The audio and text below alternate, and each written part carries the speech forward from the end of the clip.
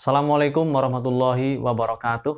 Alhamdulillah teman-teman semuanya, pada kesempatan ini kita bisa berjumpa kembali dalam channel materi kesehatan.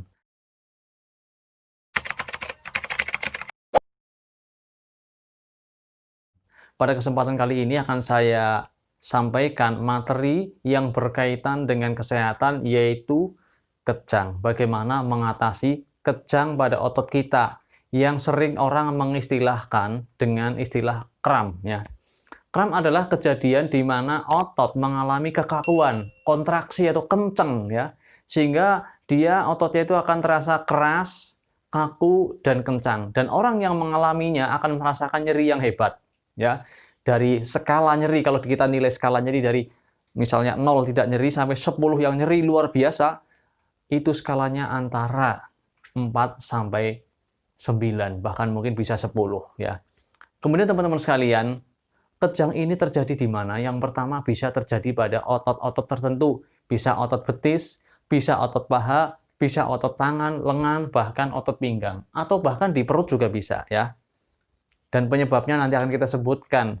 Di antaranya adalah yang pertama, penyebab kejang, ya.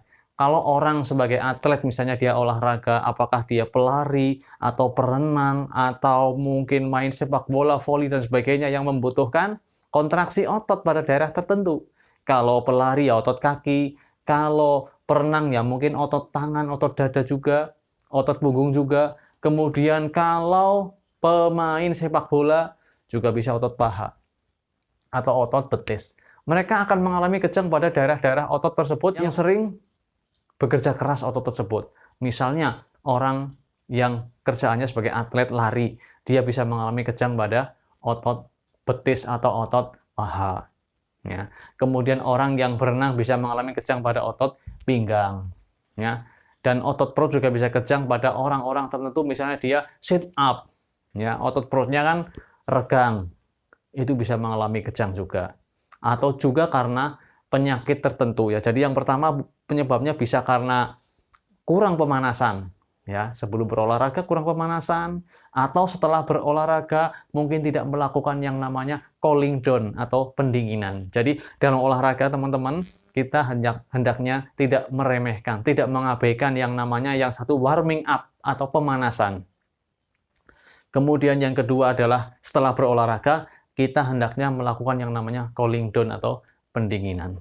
Itu penyebab yang pertama, kurang pemanasan. Kemudian yang kedua adalah bisa pula karena dehidrasi, kurang cairan. Mungkin kita terlalu lelah, ya, terlalu lelah, banyak cairan yang keluar, keringatnya keluar banyak, tapi kita tidak cukup minum, tidak cukup asupan atau pemasukan cairan, minumnya kurang. Itu juga bisa menyebabkan terjadinya kejang.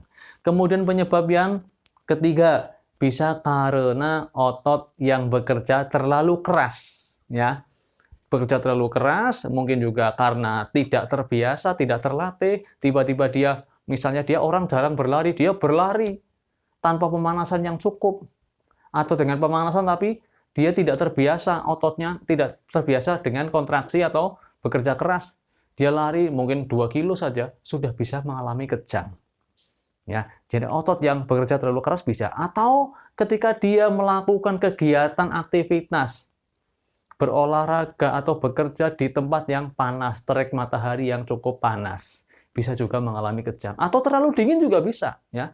Perenang yang mungkin sudah terbiasa atau bahkan yang belum terbiasa berenang, dia tiba-tiba nyemplung ke sungai, nyemplung ke kolam renang tanpa pemanasan atau dengan pemanasan tapi karena tidak terbiasa, atau sudah terbiasa tapi karena dalam kondisi cuacanya yang dingin, ya, dia kedinginan, maka otot pun bisa mengalami kejang. Kemudian juga bisa karena kekurangan zat elektrolit di dalam tubuh, misalnya kurang kalium, natrium, atau mungkin klorida dan sebagainya, yang seharusnya tercukupi tapi karena banyak keluar melalui keringat, melalui cairan yang kita keluarkan dari tubuh kita, maka itu pun bisa mengalami kejang. Oleh karena itu, salah satu saran atau cara yang kita anjurkan ketika seseorang itu berolahraga adalah dia tidak hanya minum air putih netral atau air bening, tapi bisa dicampur dengan sedikit garam. Misalnya untuk 2 gelas air bisa kita berikan sekitar 1 sendok teh garam. Nah, itu tujuannya adalah untuk memberikan rehidrasi atau mengembalikan cairan yang hilang ya. Sehingga cairan tubuhnya khususnya yang mengandung natrium yang banyak keluar ya, itu akan tergantikan dengan garam ya, dengan natrium atau garam yang masuk ke dalam tubuh kita. Sehingga itu pun akan meminimalisirkan terjadinya kejang akibat kekurangan natrium tersebut. Dan teman-teman sekalian, kejang bisa juga disebabkan karena penyakit tertentu, misalnya untuk daerah perut ya, bisa terjadi yang namanya kejang otot perut atau yang sering disebut dengan kolik ya, kolik abdomen. Biasanya pada orang-orang yang sakit, misalnya sakit yang hebat. Misalnya pada orang yang mengalami batu ginjal, ya, kemudian dia mengalami perlukaan, sehingga otot akan kesakitan sekali, kemudian dia berkontraksi atau kejang. Ini pun bisa, atau sakit-sakit yang lain, bisa juga menyebabkan terjadinya kolik atau kram pada otot perut, atau kejang pada daerah perut, yang kita istilahkan dengan istilah kolik dalam bahasa kesehatannya. Teman-teman sekalian, bagaimana cara pencegahannya? Tadi sudah kita singgung sebentar ya, cara pencegahan untuk orang yang sering mengalami kram. Yang pertama adalah ketika olahraga pemanasan yang cukup, kemudian minum cairan yang cukup, rehidrasi atau mengembalikan cairan yang hilang, kemudian juga pendinginan bagi yang setelah berolahraga, kemudian juga tidak boleh terlalu keras bagi yang belum terlatih, jangan langsung berolahraga atau aktivitas yang membuat otot kita bekerja sangat keras padahal belum terbiasa, atau juga pada orang-orang tertentu yang sakit, dia hendaknya berhati-hati agar tidak mengalami sakit yang hebat, mencegah sakit tersebut dengan berbagai macam upaya. Misalnya orang yang sering sakit perut, maka dia hendaknya hati-hati ketika dia mungkin akan bertambah sakitnya luar biasa ketika duduk atau jongkok, maka dia hindari hal tersebut sehingga tidak akan memicu terjadinya kolik atau kejang pada otot perut tersebut. Dan ini tentu saja kalau yang sakit seperti ini harus segera dilaporkan atau diperiksakan ke dokter yang ahli di bidangnya. Teman-teman sekalian, bagaimana cara mengatasinya? Untuk yang kejang ini sudah kita sampaikan ya. Teman-teman sekalian, kejang bisa terjadi saat tidur juga bisa. Ya. Saat tidur, mungkin siangnya habis berolahraga atau kelelahan, dia tidur, tiba-tiba terbangun karena ototnya mengalami kejang, otot kaki atau otot paha. Itu bisa terjadi. Nah, kalau sudah seperti ini, bagaimana penanganannya? Ini penanganannya. Yang pertama, kita harus mengistirahatkan daerah yang mengalami kejang tersebut atau kram tersebut. Ketika daerah betis, ya, maka hendaknya diistirahatkan, jangan bergerak dulu, atau lakukan pemijatan ya dengan cara diurut. Misalnya di sini ya, ini misalnya otot di sini, maka kencang sekali maka diginikan ke sini, disarankan ke daerah jantung tapi tidak masalah, yang penting ini direlakskan begini. Kalau di sini bisa begini kan, kalau di sini bisa begini kan ya. Ini juga untuk membuat otot ini menjadi lebih terkontraksi, dan nanti setelah itu dilepaskan akan rileks. Ya teman-teman, untuk kejang pada betis sini ya, otot sini, maka bisa dilakukan dengan mendekatkan ibu jari kita ke arah kita, ditarik begini ya. Kalau orang lain yang mendorong, biar orang lain sekitar beberapa detik lah, 5-10 detik, kemudian dilepaskan gini, tarik begini sambil diurut-urut sini, diurut gini.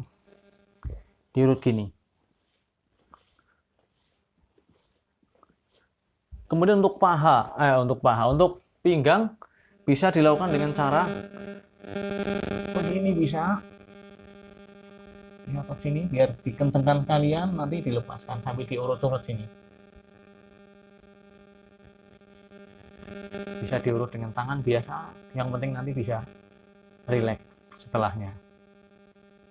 Dan setelahnya bisa dikasih balsem atau kompres hangat, atau dengan botol yang dikasih air hangat, kemudian dilapisi dengan handuk atau kain yang tebal sehingga tidak langsung bersentuhan dengan kulit kita.